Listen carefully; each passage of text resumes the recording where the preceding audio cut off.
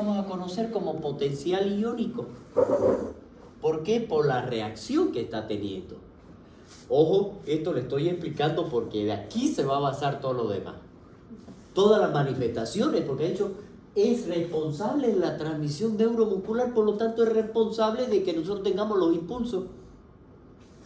Entonces ese es el potencial iónico. Aquí está 0. De aquí para acá, aquí el ascenso es lento.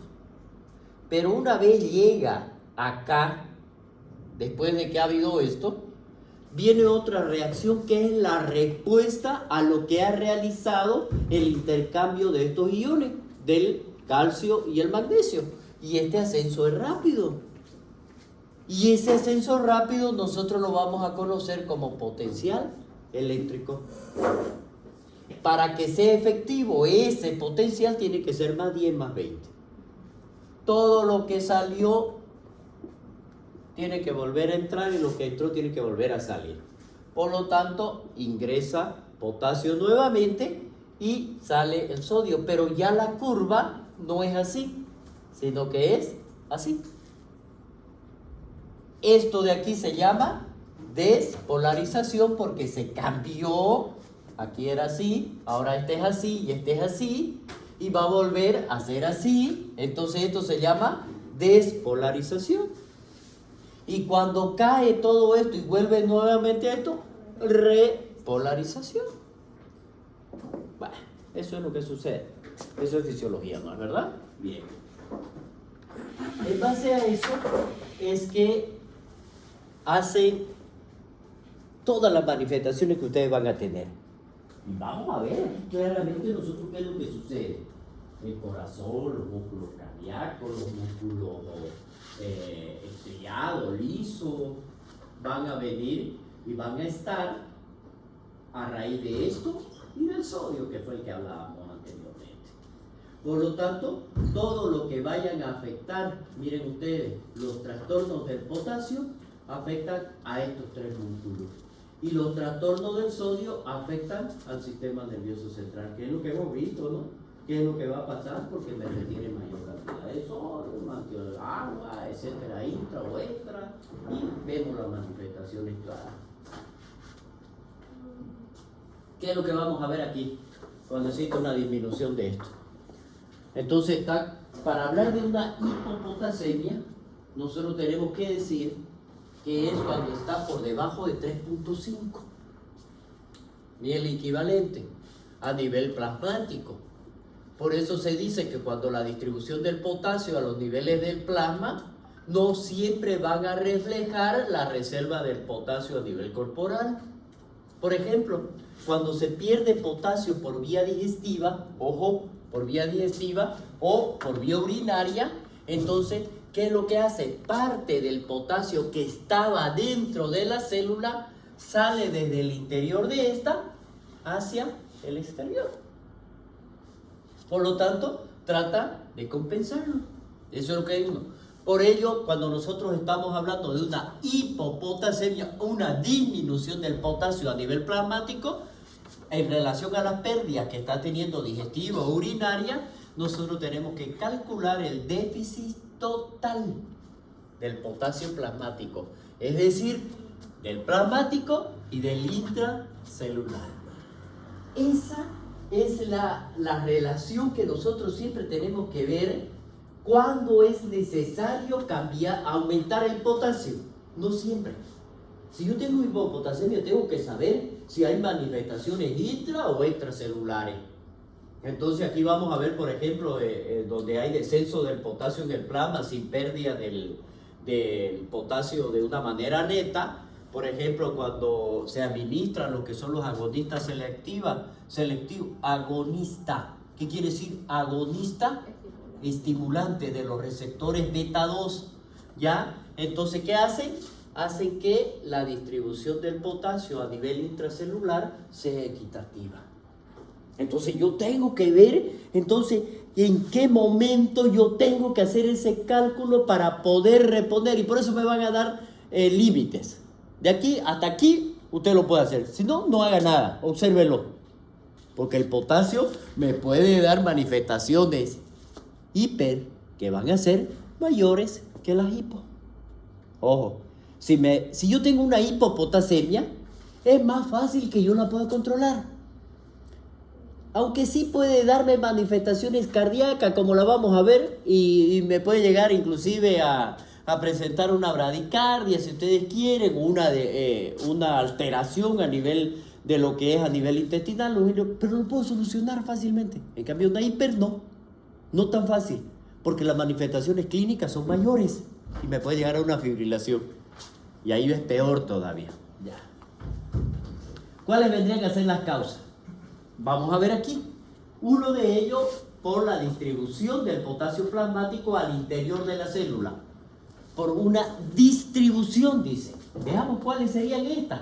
Por ejemplo, una alcalosis, ya sea metabólica o respiratoria. Aquí es donde se va a activar lo que son los portadores o las proteínas que son intercambiadoras de tanto del potasio, del potencial del potasio, a nivel de la membrana celular, que es esto de aquí, lo que va a permitir, lo que hace que se favorezca, miren ustedes, la salida de la célula y la entrada del potasio. Entonces, ¿qué va a hacer aquí? Va a sacarlo, va a favorecer la salida, pero al mismo tiempo favorece la entrada. Es lo que hablaba al interior. Entonces voy a tener un intercambio. Voy a tener ahí. ¿Será necesario que yo tenga que cambiar el potasio? Mejor dicho, yo tendría que modificar mis concentraciones del potasio. ¿Tengo una hipopotasemia? No, señor, controle esto y esto va a dar una regulación del intercambio del potencial de membrana que está acá. Bien, miren ustedes, esto es más importante en las alcalosis metabólicas. La insulina es un estímulo directo, dice, sobre el sodio, el potasio y la ATPasa de la membrana celular, y favorece la entrada del potasio en la célula para que pueda ingresar. Los broncodilatadores, lo que estábamos hablando del ejemplo, los broncodilatadores beta 2, que son los agonistas del salbutamol, ese hace que se estimule de una manera directa lo que es la bomba de sodio y potasio y la ATPasa en la membrana, y esto hace que se estimule el movimiento del espacio intracelular y por lo tanto haya una salida y una entrada. Favorecen ambos. Eso es uno por esto.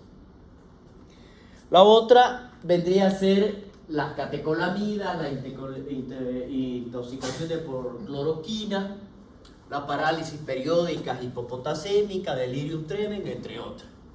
La otra, miren ustedes, esta acá es por la redistribución, esta acá es por falta de ingesta. Cuando es por falta de ingesta del potasio, entonces tengo una pérdida neta. Y cuando hablamos de pérdida neta, ¿qué dijimos? Plasmática e intracelular. Eso es lo que nosotros vamos a ver. Es rara, dice, ya. Los alimentos tienen cantidades suficientes y se puede ver en la desnutrición severa, anorexia nerviosa o en el alcoholismo. La otra es la hipopotasemia por pérdida renal. Estas ya son con pérdida neta del potasio. Los diuréticos como la furosemida, la tiazida, acompañan a la hipomagnesemia, que podría ser, y puede reponer primero aquí, antes de reponer el potasio. No se olviden que yo tengo que tener mucho cuidado para reponer mi potasio. Ojo, eso méteselo en la cabeza desde ahorita. Entonces, si yo tengo una hipomagnesemia, ¿qué repongo primero? Magnesio. Es más fácil. Repongo magnesio. Y espero, y veo.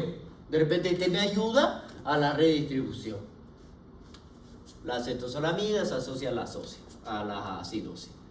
La tubulopatía, síndrome de Bartter, síndrome de Gilman y el síndrome de... Son las lesiones a nivel del túbulo que habíamos visto nosotros del renal.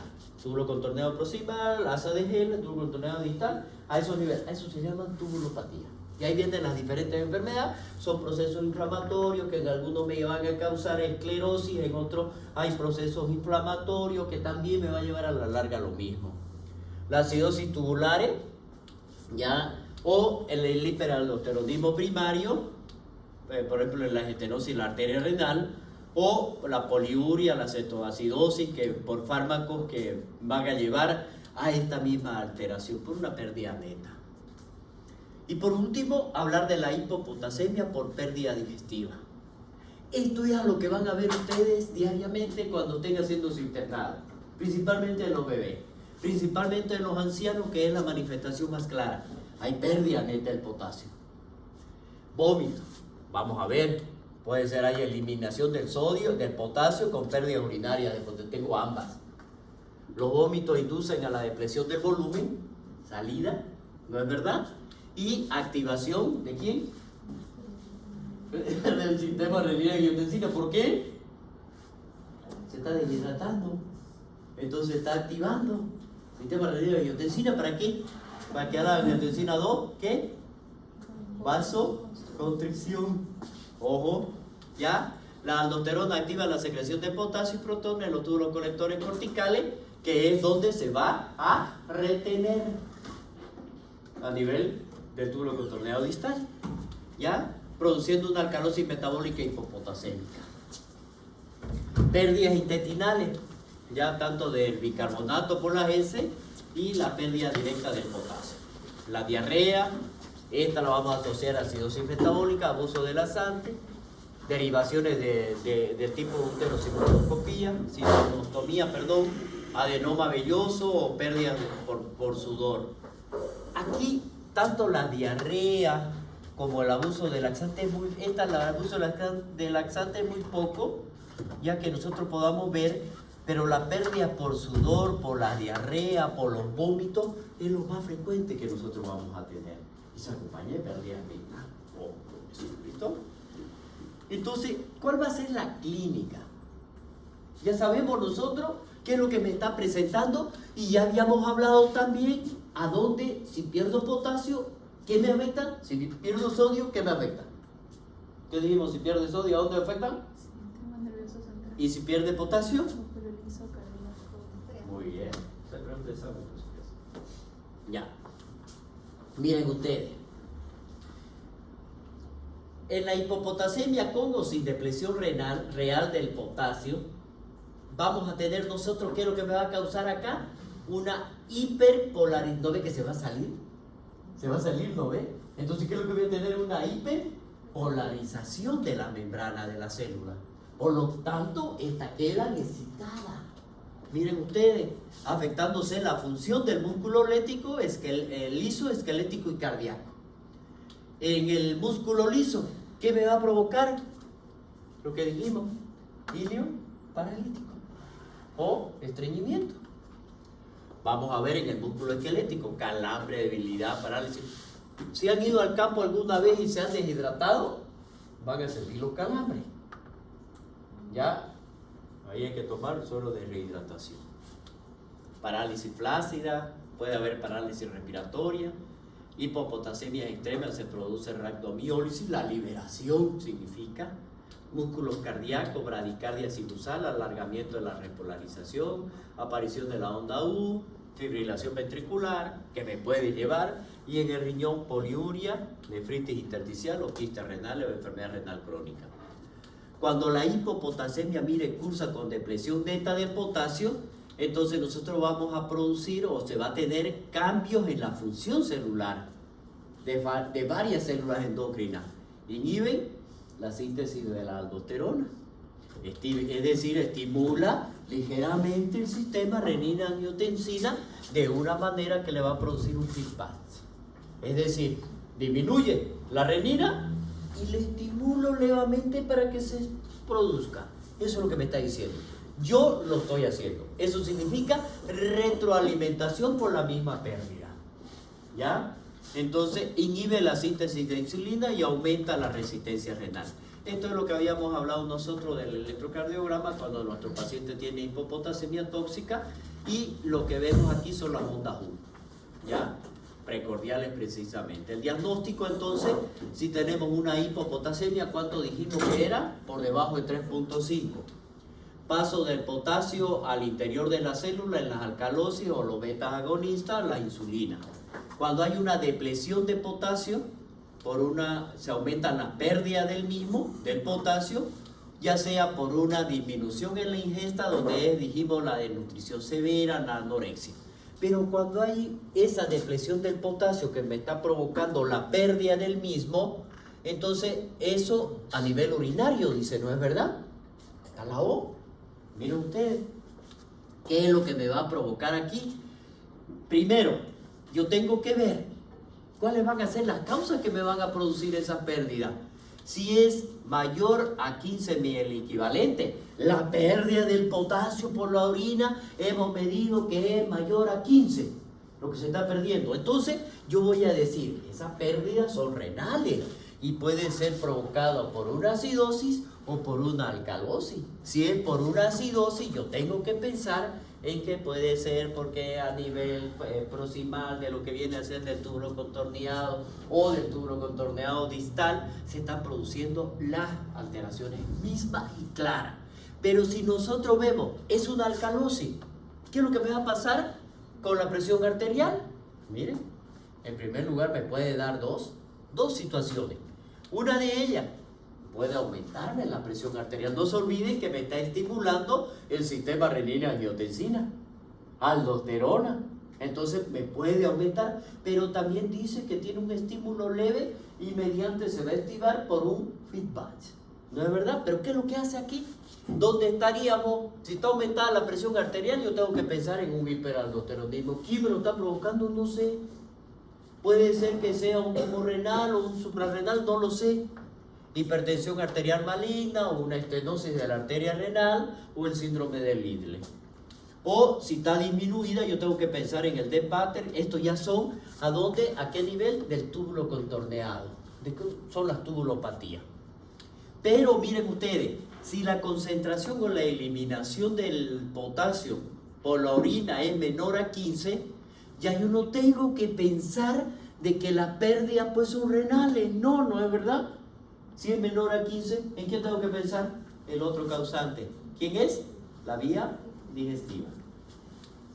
Puede llevar a dos, si está con acidosis o si está con alcalosis. Si es una acidosis, miren, diarrea, derivaciones, estomas, el drenaje. Si es una alcalosis, vómitos, adenoma velloso, sistema central. Bien, ¿qué tenemos que hacer ante esto? Algo más fácil. Dice, aquí nosotros tenemos que ver y se va a basar exclusivamente en la administración, ya sea por vía oral, ya sea por una dieta, por un suplemento o vía intravenosa. En la pérdida del potasio, ya sea urinaria o digestiva, nosotros tendríamos que calcular el déficit real del potasio. Ya dijimos cuál es lo real, ¿no es verdad? Entonces, ojo, esto quiero que se lo anoten. Y se lo voy a permitir que lo tengan ustedes en su calculadora, perdón, en su libro, para que entren con ello. Por cada descenso, miren ustedes, de 0.3 mili equivalente por litro en lo que viene a ser de potasio con el déficit real, ¿qué es lo que nosotros queremos aquí? Por cada descenso de 0.3, vamos a ver que el déficit real, ¿a cuánto sería? 100 mil equivalente. Si yo tengo 0.3 mil equivalente del valor normal, ¿cuánto es el valor normal? 3.5. Si eso disminuye, 0.3 significa que la pérdida real es de 100 mil equivalente. En base a eso, tengo que hacer mi cálculo. Y bueno, ya no lo voy a complicar mucho, porque dice que si yo pongo 100 mil equivalente o administro 100 mil equivalente de potasio en un suero glucosado, suero rígido, solo el 20% se va a quedar, ¿no es verdad? ¿Ya? Entonces miren ustedes lo que tenemos que hacer, solo el 20%, ya no lo quiero complicar, pero después lo vamos a ver. Entonces, la reposición siempre debe ser cautelosa. Siempre tenemos que monitorizar los niveles del potasio. Si lo vamos a hacer por vía intravenosa, siempre tenemos que utilizar el cloruro de potasio, no el potasio puro, y debemos diluirlo en suero fisiológico. La administración del cloruro de potasio tiene sus riesgos. Cuando ustedes administran potasio, y están viéndolo, el paciente refiere dolor al ingresar el potasio, y eso se llama flebitis.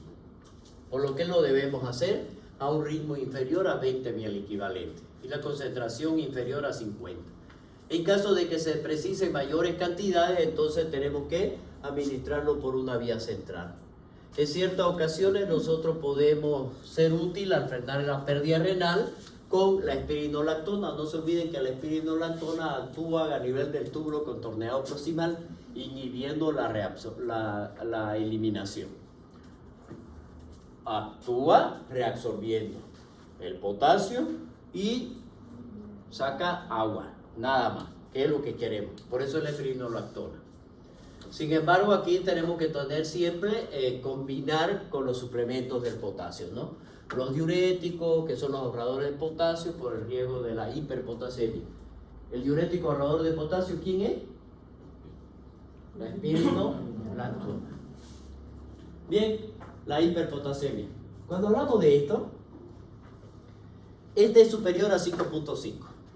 Y aquí vamos a hablar que la eliminación del potasio por vía renal van a estar estrechamente reguladas ¿por quién? Por la aldosterona. ¿A qué nivel? A nivel del túbulo contorneado distal. Por ello, la función renal es normal. Si la función renal es normal y el sistema renina, angiotensina, aldosterona está intacto, es difícil ver una hiperpotasemia grave. Muy difícil. Sin embargo, cuando hay un fallo renal, cualquiera de ellas, por la acción de la aldosterona, va a estar interferida, por ejemplo, por un fármaco, va a hacer que pueda producir una hiperpotasemia tóxica. Cualquiera. La gravedad de la hiperpotasemia, ¿de qué va a depender? De la función de la velocidad de instauración. Es decir, qué de rápido es que se va a presentar esta hiperpotasemia. Y de la cifra de potasio plasmático. Suele dar clínica, ojo, por encima de 6.000 el equivalente. Ahí ya yo voy a tener clínica, ¿ya? Por encima de 7 es potencialmente letal. Por eso les dije, no, yo prefiero manejar el potasio bajo que el potasio alto. Esa es una de las consecuencias, porque es peligrosísimo, ¿ya? Por ello, entonces, para valorar la gravedad, aquí nosotros nos tenemos que guiar por la clínica, las alteraciones electrocardiográficas y por las cifras del potasio. La hiperpotasemia en general se asocia con una acidosis metabólica. Si se asocia con esto, la hipopotasemia, entonces, ¿con qué dijimos? Con una acidosis metabólica, pero causada por una diarrea, como a la alcalosis metabólica causada por vómito. Cuando es hiperpotasemia, es exclusivamente acidosis metabólica. En cambio, cuando es hipopotasemia, tengo las dos, ya sea renal o ya sea digestiva. ¿No es verdad? Ya. Causas entonces de la hiperpotasemia, aquí vamos a ver nosotros, y dentro de las principales que tenemos que ver, es por desplazamiento del potasio al plasma. Es decir, me lo está sacando de la célula. Dijimos que la mayor concentración está dentro de la célula, ¿no? Lo va a sacar y lo va a pasar al plasma. La acidosis metabólica o respiratoria, miren ustedes, sobre todo la acidosis metabólica hiperclorémica, activa el intercambio del protopotasio, lo van favoreciendo la entrada de potasio. Esto aquí que le expliqué del potencial. Es lo que va a hacer. Por lo tanto, me lo va a cambiar, me lo va a sacar más fácilmente. Este fenómeno es fácil de objetivar en la función renal cuando está alterada, ¿no? Si hablamos nosotros de la distribución tisular, aquí nosotros tenemos que hablar en la destrucción tisular, hablamos de un proceso de lisis, de tumoral en este caso lo que está hablando, de cualquier tumor, de la rhabdomiólisis, eso se da a nivel muscular, que me produce por aplastamiento, cualquiera me produce la liberación y grandes quemaduras. En las grandes quemaduras, ¿qué es lo que se forma? Un tercer espacio. Y ahí tenemos grandes cantidades de potasio. Fármacos, los beta bloqueantes, ¿qué eran los otros? En la hipopotasemia, los agonistas. No se olviden, estos son beta bloqueantes. Inhibidores de calcinuria, relajantes musculares, como la digoxina, también dentro de ella. Y por último, hablar de lo que son el déficit de insulina. Radiomiólisis, hiperosmolaridad, que eso es algo que que nosotros tenemos siempre después. ¿Cuándo dijimos que hay hiperosmolaridad? Cuando es por encima de 300, si quieren. ¿Ya? Miliosmoles. La hiperpotasemia por defecto en la eliminación renal. Reducción del filtrado glomerular en la insuficiencia renal aguda crónica. Disminución de la actividad de la aldosterona sobre el tubo colector cortical. Y estamos hablando de inhibidores de lo que son del eje de renin-angiotensina-aldosterona, y entre esos tenemos los antihipertensivos como los IECA, los ARA, etc. Los diuréticos ahorradores de potasio, entre esos tenemos la espironolactona, el hipoaldosteronismo primario o el síndrome de Addison y la acidosis tubular. Si nosotros vemos en estas patologías principalmente, cuando es por la eliminación renal, ahora veamos cuando se realiza por un aporte exógeno del potasio.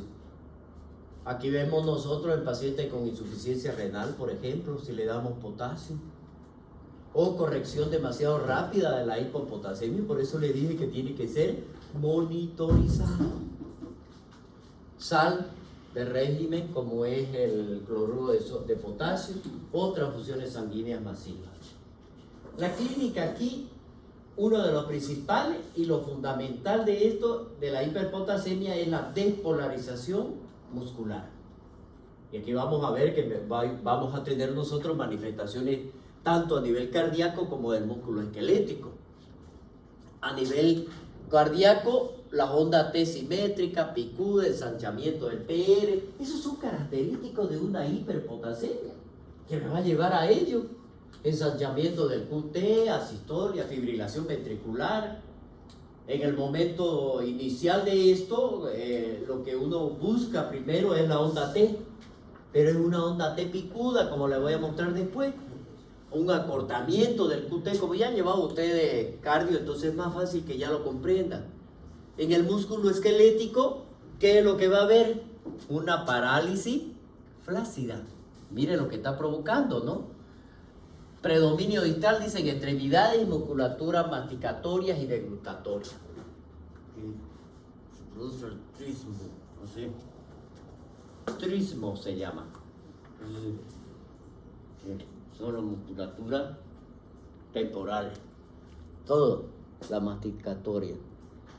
Así queda. Muchas veces hasta se fracturan los dientes, los pacientes, y queda así de tieso. ¿Ya? Eso es lo que está haciendo. ¿Por qué? Por la hiperpolarización de las membranas que está provocando. A nivel renal hay un estímulo directo de la aldosterona y por lo tanto, ¿qué es lo que me va a provocar? Inhibición de lo que viene a ser la liberación del sistema renina-angiotensina. Esto de modo de filtro, ¿no? Que hace retroalimentación. Si tengo más, no libero. Claro. Y eso lo hace así. Bueno, esto es lo que hablamos. Las ondas T picudas, las ondas altas, de cada uno, ¿no? Si vemos nosotros el alargamiento del QT, si vemos en cada el QRS ancho que está teniendo acá, miren, de aquí a acá. O sea, ya llevaron cardio, ¿no ven? Ya, entonces eso. Ya saben leer también, ¿no ven? Ya saben contar, ¿no ven? Cuánta frecuencia cardíaca, movimiento de RAR, y eso tienen que saberlo, ya. Diagnóstico de hiperpotasemia, bueno, es lo mismo, todo lo que hemos hablado acá, pero ¿qué dijimos acá? El único dato. No se olviden que en la hipo son dos, ¿no es verdad? ¿Ya? Y si es urinario, yo tengo que ver si es mayor o menor. Entonces, si es menor, ¿quién era? Digestivo. Si es mayor, urinario. Y ver, ¿no?, las concentraciones en cada uno. Entonces, la hiperpotasemia, cuando es mayor a 5.5, primero tengo que ver, ¿será un artefacto? ¿O será que habrá una hemólisis de la muestra? Porque se destruyó cuando la estaban llevando y me liberaron el potasio. Entonces tengo que ver, ¿mi riñón está bien para eliminar el potasio? Veamos si están las bombas de sodio, si están trabajando adecuadamente. Vemos el potasio urinario, si es mayor a 40, si es al día, cuánto es, si es por litro o es al día, mayor a 100. Y vemos nosotros si existiera la concentración mayor por 7 a nivel plasmático. Y vemos acá menor entre 5 a 7. Entonces, me están dando los dos valores, ¿no es verdad? Me están dando los valores. Me dice que es 7 es fatal, ¿no ven? 6 es grave. Entonces yo tengo que valorar entre esos dos. Porque yo me tengo que poner esos parámetros para poder corregir y ver qué es lo que tengo que administrar a mi paciente. Si vemos nosotros en esta situación, entonces lo que está pasando aquí es que se está administrando exógenamente. ¿Quién lo está dando? Tal vez estamos haciendo la corrección demasiado rápido, estamos corrigiendo el potasio, está saliendo el potasio de la célula, una acidosis, los beta bloqueantes, ¿ya? Si nosotros vemos, por ejemplo, dentro de todo este mismo sistema, si está menor a 40, si el riñón está eliminando, entonces el filtrado glomerular está bajo. Y si está el filtrado glomerular bajo, ¿será que hay una estenosis a nivel de la arteria renal? ¿Por qué me está llegando? ¿Será que habrá una vasoconstricción? ¿Por qué no me está llegando sangre suficiente al riñón? Si no es así, entonces tenemos que ver. Hay descenso de la actividad de aldosterona, el bloqueo del sistema renina-angiotensina-aldosterona por los IECA, los ARA, síndrome de Addison, hipoaldosteronismo, los AINES, diuréticos ahorradores de potasio. O en su caso, miren ustedes, ¿no? Si esto estuviera mayor a 40, entonces, ¿quién es? Me está provocando una liberación de potasio fuera de la célula. Podría ser una destrucción tisular por una rhabdomiólisis, podría ser por traumatismo, grandes quemados, hemólisis. ¿Cuándo está por encima de 7? Algo está pasando, yo tengo que actuar rápidamente. Porque si el flujo está bajo, ¿quién es? Insuficiencia renal. Yo tengo que tener mucho cuidado con ello. ¿Qué debemos hacer, miren ustedes, ante esta situación? Primero, tratar si es aguda. El objetivo principal aquí es triple. Primero, proteger al corazón de la toxicidad del potasio. Gluconato de calcio, endovenoso, cloruro calcio, para estabilizar la membrana. Vamos a reducir el potasio plasmático, que ha sido desplazando el potasio temporalmente hacia la célula, y para eso utilizamos los fármacos beta agonistas. Vamos a hablar en este caso el salbutamol, etcétera, lo que habíamos hablado cuando lo que me provocan, aquí miren, aquí es donde tenemos que ver, ¿no?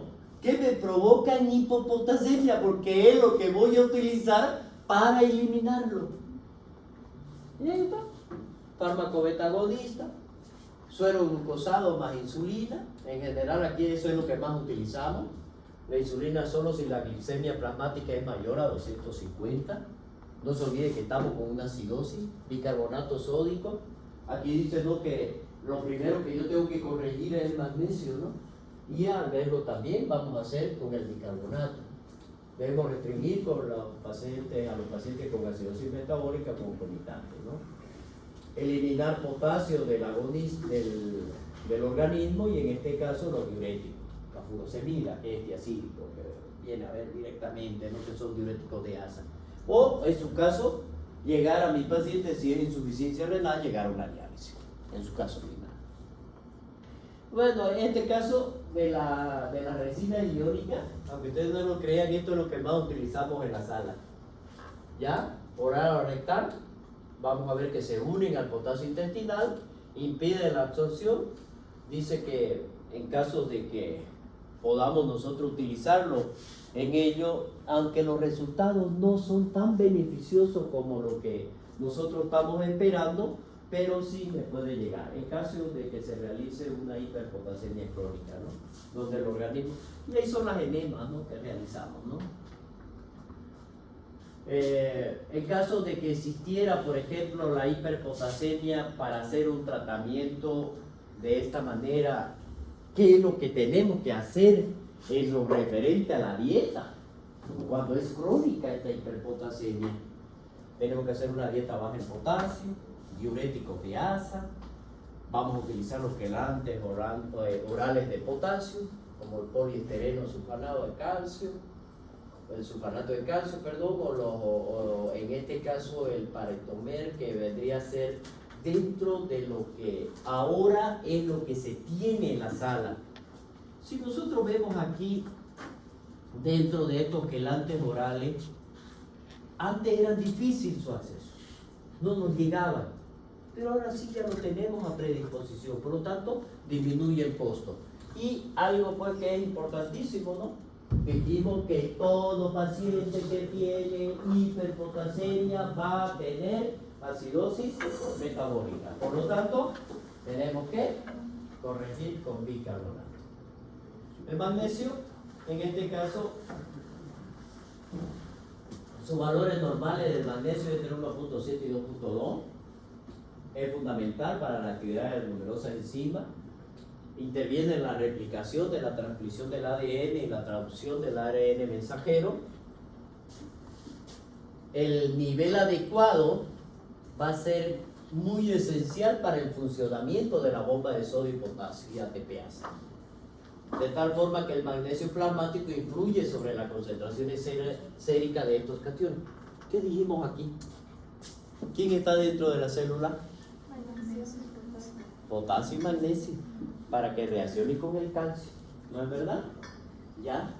Es frecuente que en los casos, por ejemplo, de hipomagnesemia, se va a acompañar de hipopotasemia o hipocalcemia, que van a estar asociadas. Por eso se dice que cuando uno se pierde, no hay que pensar en que solamente ese se perdió, sino que también se perdió potasio, también calcio, también magnesio. Por eso en el examen uno pide ionograma: sodio, potasio, calcio, sodio, potasio, calcio, magnesio, cloro, que serían los 5. En esos casos, entonces tenemos que primero corregir el magnesio y luego podemos mejorar las otras alteraciones. Causa la más frecuente de esto son en las ingestas, cuando no se ingiere lo suficiente, en los pacientes desnutridos, por ejemplo, o alcohólicos. También vamos a encontrar hipomagnesemia con la pérdida digestiva, o el magnesio también se reabsorbe en mayor cantidad en el túbulo contorneado proximal, en el asa de Henle, en el túbulo distal, por lo que patología cualquiera de ellas que vaya a afectar a este túbulo contorneado o se utilice diurético pueden afectar a provocar o llevar a provocar una hipomagnesemia. El calcio aquí normal entre 8.5 y 10.3 por decilitro. Aquí la mayor parte de los pacientes que tienen enfermedad renal crónica van a estar descendidos, es decir, en la relación a un déficit de la 1.25 dihidroxivitamina D. Entonces, si no hay esta, difícilmente va a poder agarrar a la vitamina D, al calcio, para poderlo metabolizar. No lo va a hacer, porque no está quien lo va a transportar. Entonces, en pacientes que tienen enfermedades renales crónicas, vamos a ver la alteración metabólica acá fosfocálcica, más que junto a esto con el paciente que principalmente en los hiperparatiroidismo secundario. Otra cosa que les dije, yo les he manifestado: todo paciente con insuficiencia renal crónica lleva por un estímulo indirecto a la función de las glándulas paratiroides y por lo tanto me lleva a un hiperparatiroidismo secundario. Eso es lo que está haciendo. Entonces, si yo tengo ya esta relación, ya yo tendría que estar buscándolo. Para eso hacemos un estudio de medicina nuclear. Las paratormonas están elevadas, hiperfosforemia, y sigue siendo el déficit, mira, el principal.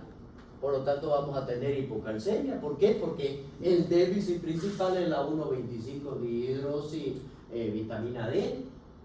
En situaciones de acidosis metabólica, aumenta el calcio libre Y en la alcalosis metabólica aumenta la unión del calcio a la albúmina. Entonces, cuando el paciente tiene una insuficiencia renal que se asocia a una hipercalcemia, entonces nosotros lo primero que tenemos que hacer es descartar si existe un aporte exógeno del calcio. ¿Quién lo está haciendo? De vitamina D o la enfermedad de base que sea. En este caso, si yo tengo esa asociación, miren, yo lo primero que pienso, descarto los hiperparatiroidismo. Si tiene hiperparatiroidismo, pienso, ¿no será un mieloma múltiple de mi paciente? Porque en el aporte exógeno, ¿quién le va a dar calcio? Bueno, ya, pero digamos, ya, pero lo pongo de segundo plano. Cuando se me asocian todas estas, yo pienso en un mieloma, lo primero. En situaciones de hipopotasemia, miren ustedes, hipocalcemia o hipomagnesemia, lo prioritario aquí es que corrijamos el magnesio para poder corregirlo.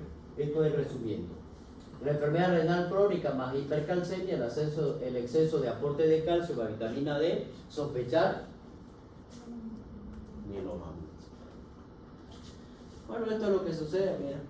Yo tengo una hipercalcemia, la albúmina, voy a ver la albúmina, voy a buscar el calcio, voy a ver si hay una hipercalcemia, la confirmamos, vemos la historia clínica familiar, hacemos una exploración física, vemos si hay algunos fármacos hipercalcemiantes, ya sea calcio oral, vitamina D, litio.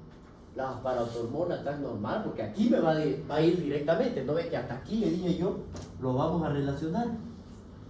Mi paciente es hiperparatiroidismo, entonces vamos a pedir las hormonas o las paratormonas. ¿Son normales o están elevadas?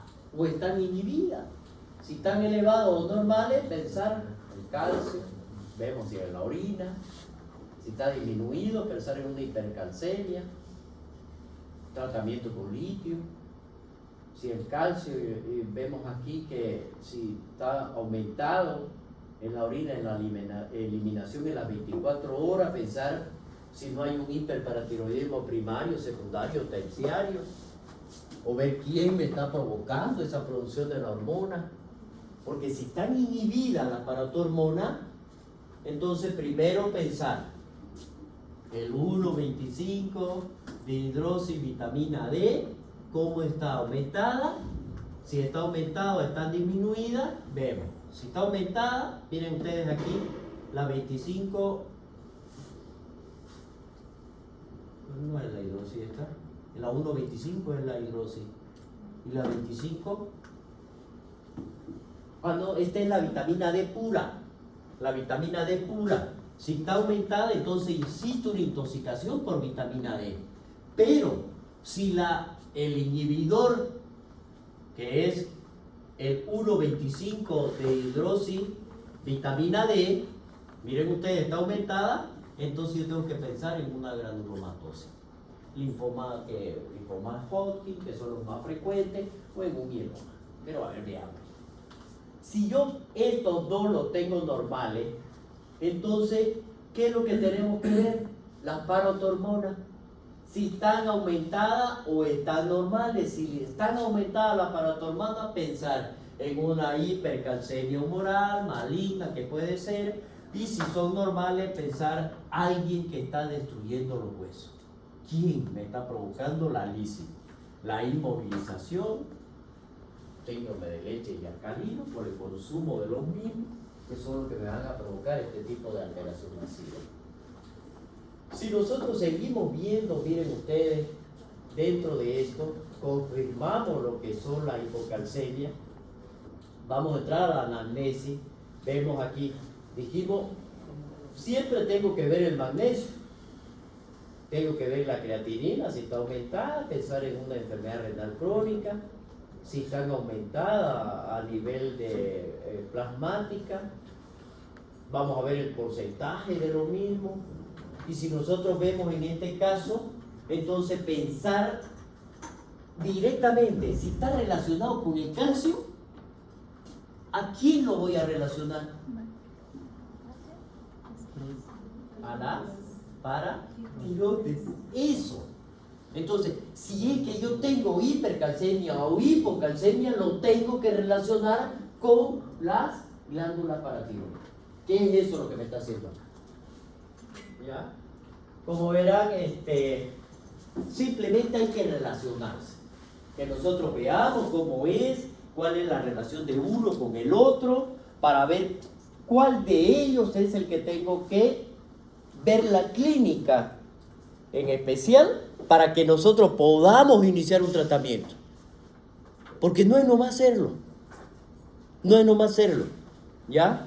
Entonces yo creo que ahora con esto vamos a tener un poquito más de claridad en lo que se refiere al manejo de los pacientes.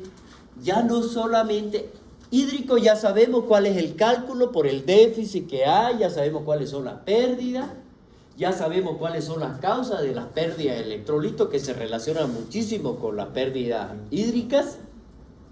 Entonces, saber cómo lo vamos a solucionar. Porque eso me va a llevar a otro desequilibrio mayor, que lo hemos estado asociando. ¿Cuál es ese desequilibrio mayor? Ácido, base. Por lo tanto, me lleva a una alteración del pH. Y ahí es donde tenemos que ver, el pH está manejada por las concentraciones de hidrogeniones que se aportan o se retiran del mismo contenido plasmático para que podamos nosotros mantener entre un equilibrio homeostático entre la acidosis y la alcalosis. ¿Cuánto es lo normal? 7.35 a 7.45.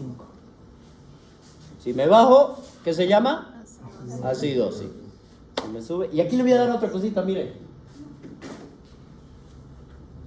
Dos alteraciones vamos a tener, porque eso vamos a entrar mañana. Dos alteraciones vamos a tener, que son los encargados de regular y se lo conocen con el nombre de tampón. ¿Cuáles vendrían a ser? En primer lugar, está el riñón y está el pulmón. Son los dos. Por lo tanto, aquí voy a tener yo dos controles. El pulmón, CO2. El riñón, bicarbonato. Pulmón rápido, riñón lento. Y aquí voy a tener dos alteraciones. O una acidosis o una alcalosis. Miren lo que hace. Cuando es una alteración metabólica, todos los componentes de pH, bicarbonato y CO2, si es acidosis, todos se bajan. Todo. Porque lo que está intentando el CO2 es compensarlo. Y para compensar y aumentar el pH, tiene que bajarse más. Para que pueda aumentar este de aquí. Por lo tanto, todos están abajo. En una acidosis. Y en una alcalosis metabólica, todos están arriba. Los dos. Mejor dicho, los tres. Porque el CO2 está intentando aumentar para que baje este de acá. ¿Ya? Todos arriba en una alcalosis metabólica, todos abajo en una acidosis metabólica. Miren lo que hace en el respiratorio es más jodido. Para que yo hable de una acidosis respiratoria, ¿qué tiene que haber primero? pH bajo. ¿Cómo va a estar el CO2? Aumentado. ¿Y cómo va a estar el bicarbonato? Porque estaba aquí intentando aumentarse para aumentarlo a este. Entonces, están así. Cuando es una alcalosis respiratoria, aumenta el pH, ¿no ve? ¿Quién disminuye? CO2 y bicarbonato. Eso para cuando se oriente, cuando les toque interpretar una gasometría que sí o sí le voy a dar para que la hagan. Ya está. ¿Alguna pregunta, chicos? Mañana terminamos con 80 diapositivas. Mañana voy a procurar. No la va a terminar en una clase. No, mañana voy a empezar rapidito. Voy a leerlo nomás.